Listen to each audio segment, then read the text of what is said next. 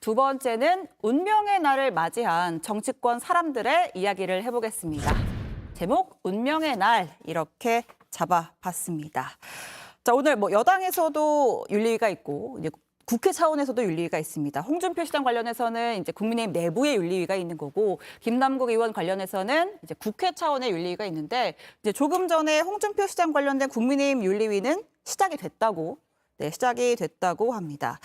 이제 당 윤리 강령에 콕 집어서 재난 위기 상황에는 골프 등의 국민 정서에 반하는 행위를 하면 안 된다. 이렇게 골프 콕 집어서 명시까지 해놨는데, 이번에 이제 골프 논란이 된 거죠.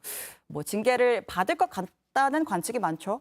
네. 예, 아무래도 국민의힘 윤리위 하면은 사실 그동안에 상당히 윤리위가 너무 전면에 나선다라는 비판이 많이 있었던 것도 사실인데요. 네. 저는 이번에 홍준표 시장의 그 골프 논란과 관련해서 저는 그 후속적인 대응이 저는 징계성에 저는 더 가까운 행동 아니었냐 이렇게 봅니다. 홍 시장의 대응이. 예, 그렇습니다. 예. 왜냐하면은 국민정서법 무시한다. 그냥 난 내가 하고 싶은 대로 한다. 주말은 나의 자유다. 이런 식으로 공적 책임감을 전혀 찾아볼 수 없는 태도들로 국민 무시적인 발언과 행태를 계속 보여왔거든요. 그렇기 네. 때문에 전 이번 사안에 대해서는 이제 윤리위가 가동되는 것이 전 적절하다라고 보고요. 네. 과거에도 홍문종 의원 같은 경우도 2006년도에 골프를 쳐가지고 이제 제명이 된 사례도 있었습니다.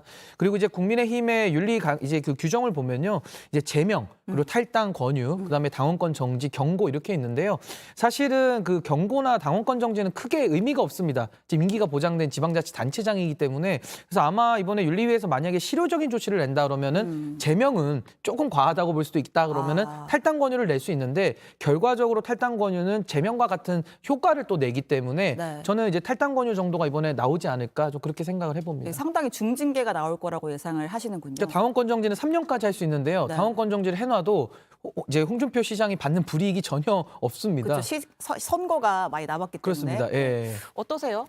김평론가님은 수위를 어떻게 보십니까? 우리 국민들이 국민의힘 윤리위에 대해서 상당히 이제 빠삭하게 잘 알고 있습니다. 왜냐하면 지난번에 이준석 대표 징계할 때 신인규 변호사님도 목소리를 많이 냈는데 그때 국민의힘 윤리위가 어떻게 진행이 되는지 징계 수위가 뭔지 이런 거 다 외워버려가지고 네. 이제 국민들도 되게 이제 인식을 하실 건데요. 근데 홍준표 시장이 사과를 하지 않았습니까? 네. 사과를 하고 이런 액션을 좀 취했기 때문에 지금 이제 이 국민의힘 일각에서 나오는 얘기는 분명히 이것은 이제 중징계 사안이긴 한데 이 홍준표 시장의 어떤 당정 유무에 영향을 미칠 정도의 어떤 그러한 결정을 할 것이냐에 대해서는 이것은 이제 좀 판단이 좀 필요하다. 이 정상 참작을 해야 되는 거 아니냐. 사과를 수위 조절을 좀 했으니까. 할 것이다. 그렇죠. 사과를 했으니까 이런 부분을 이제 고려하는 움직임도 있는 것 같아요. 그래서 예를 들면은 당권 정지를 좀 길게 주는 걸로 네. 할 텐데 그러면 결국 이제 총선 영향이라든지 이런 여러 가지 얘기를 또 하기 할 거거든요. 네. 이런 것까지 감안을 하면 윤리의 결정으로 이 홍준표 시장의 어떤 논란이 끝나지는 않을 것이고 여러 얘기를 파생시키면서 네. 상당히 혼란스러운 전국으로 갈 여지도 있다 이렇게 생각이 됩니다.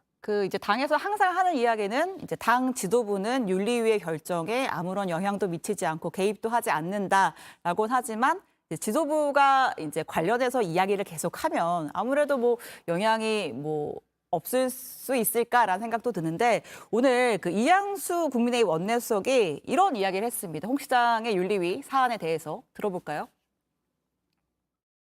사실 그 당 윤리위원들의 분위기는 상당히 엄중한 분위기입니다. 홍준표 시장님은 앞으로도 좀 더 자숙하고 좀 더 겸허한 자세로 이 윤리위의 심사를 지켜봐야 되지 않을까 생각이 듭니다. 지금 아무래도 사실 당내의 그런 격앙된 분위기를 이제 이양수 수석이 전파해주고 있는데 네. 저는 사실 홍문종 그 사례를 제가 말씀드렸다시피 제명을 한 선례도 이미 있고요. 네. 그리고 홍준표 시장 같은 경우는 이미 당내에서 조금은 이제 그동안의 그 행위들이 누적이 돼가지고 이번에 좀 괘씸죄로 이렇게 좀 묻는 경우도 좀 있습니다. 어떤 행위가 누적이? 그 가장 대표적인 것이 과거에 전당대회 이후에 상임 고문으로 임명을 이제 당했던 것에 해촉당하지 않았습니까? 네. 그러니까 이런 것을 봤을 때는 홍준표 시장에 대해서 당내 우호 세력이 없고 이분에 대해서도 지금 누구 하나 편들어주는 사람이 거의 안 나오거든요. 그렇기 때문에 전 이번에는 전례에 비추어 봐서 또 지금 홍 시장이 처한 그런 여건들 그리고 향후 총선에서도 홍 시장 쪽에 오히려 힘을 더 빼려는 그런 정치적 고려까지 들어간다면은 전 오히려 이번에 이 건수를 가지고서 뭔가 좀 중한 징계를 할 수도 있다. 저는 이렇게 봅니다. 아까 좀 지도부 입장에서는 뭐 저희의 추측입니다만 이제 홍 시장 관련해서 좀 건수를 잡았다 이렇게 볼 수도. 그러니까 그동안은 뭐 윤리, 네. 그러니까 상임고문 해촉했을 땐 상당한 그 역풍이 있지 않았습니까? 근데 이번에는 홍 시장이 이번에 너무 국민 무시 발언을 해놨기 때문에 네. 이걸 기화로 해서는 전 윤리위를 열 명분은 충분히 갖고 있다. 저는 이렇게 봅니다. 근데 이제 그런 생각도 들어요. 홍준표 시장의 이제 당내 지위라는 게 말씀하신 것처럼 상당히 이제 좀 위축돼 있는 부분도 있습니다만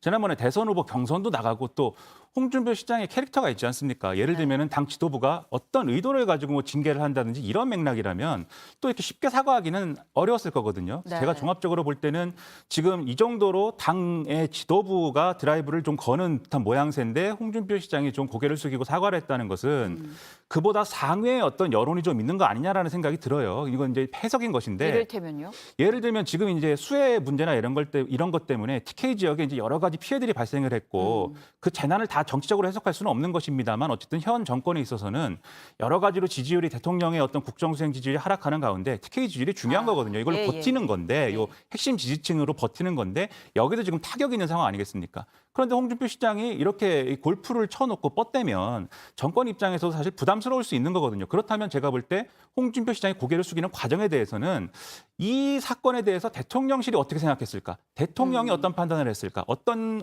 맥락으로 이 사안을 바라보고 있을까를 어떤 방식으로든 직접적이든 간접적이든 홍준표 시장이 나름대로는 이제 캐치한 게 있지 않을까. 그렇기 때문에 여기서는 고개를 숙이는 게 좋고 그것이 결국 이 국민의힘 윤리를 폄하하려는 게 아니라 국민의힘 윤리가 언제나 엄정하게 이것을 다뤄왔다라면은 국민의힘 참 좋은 정당일 텐데 그런 게 아니라 사실 위에 눈치 보는 거 아니냐 이런 시선들이 많았지 않습니까? 네. 그것까지 고려하면 이 더 윗선에 좀 어떤 이 뭐랄까요 이 좀 코드를 맞추는 것이 네. 지금의 어떤 정치적 어려움을 헤쳐나가는 길이다라고 홍준표 시장이 생각했을 가능성도 있다. 전 그런 생각도 했습니다. 알겠습니다. 뭐 결과가 나와 봐야겠지만요. 지금 뭐 다양한 해석은 있습니다만, 네, 좀 지켜보도록 하겠습니다. 자, 근데 이런 와중에 지금 뭐 재난만 있으면 뭐 정치인들의 행보나 발언들이 계속 논란이 되는데 그 충북도 충북에 큰 인명 피해가 있었죠. 예, 김영환 충북도지사가 늑장 대처한 거 아니냐 이런 지적에 대해서 사과를 했는데 이 사과를 하면서 한 발언이 또 논란이 되고 있습니다. 들어볼까요? 사랑하는 가족을 잃고 한없는 고통을 당하고 계신 유가족들에게 진심으로 사죄의 말씀드립니다. 제가 거기 갔다고 해서 상황이 바뀔 것은 없다고 생각합니다. 워낙 이게 지금 골든타임이 짧은 그런 상황에서 전개됐고 그러니까 내가 가봤자 소용이 없다라는 이제 이야기인데 그러니까 위정자가 좀 사과를 하면서 이런 표현을 하는 것이 적절한지 어떻게 평가를 하실까요? 저는 저거 매우 부적절한 발언이라고 보고요.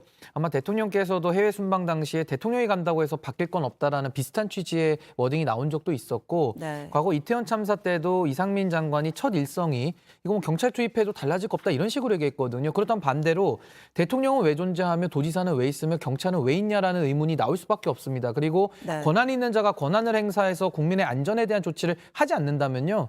그 자리에 있을 필요가 없죠. 그래서 저는 이 부분에 대해서는 국민들의 오히려 더 분노를 부채질하는 매우 부적절한 발언이다. 저는 이렇게 평가합니다. 알겠습니다. 저는 김영환 충북지사한테 오히려 묻고 싶은 것은 이런 발언을 해서 바뀌는 상황일까요? 이런 발언에서 바뀌는 거는 뭡니까? 욕을 덜 먹게 되는 겁니까? 아니죠. 오히려 욕을 자초하는 거 아닙니까? 지금 이 신인기 변호사님 말씀하신 것처럼 이전에 비슷한 말을 해서 비난을 받고 문제가 된 사례가 있지 않습니까? 근데 왜 그것을 똑같이 또 하는 것이죠? 저는 그런 것들이 지나치게 이제 어떤 자기 방어적 어떤 태도에서 나오는 것이겠지만 지금 말씀하신 것처럼 결국 이제 광역지자체장이라든지 책임자의 자리에 앉은 사람들은 나를 지켜야겠다 이게 아니라 국민을 지켜야겠다. 지금 이 상황 어떻게 책임져야 되겠다. 이 생각을 먼저 하는 것이 가장 필요한 소양 아니겠습니까? 네. 그런 점들을 다시 한번 돌아봤으면 좋겠습니다. 알겠습니다. 두 분이 좀 지적을 해주셨고요. 사실 오늘 이제 홍준표 시장 윤리 얘기만 했지만 국회 차원의 윤리위에서 이제 김남국 의원 코인 관련 논란 징계 수위를 이제 다루는 그런 윤리위가 있는데 6시 반부터 시작이 됩니다. 이 소식은 저희가 또 내일 속보로 이어서 전해드리겠습니다. 자, 오늘 두 분 말씀 감사합니다.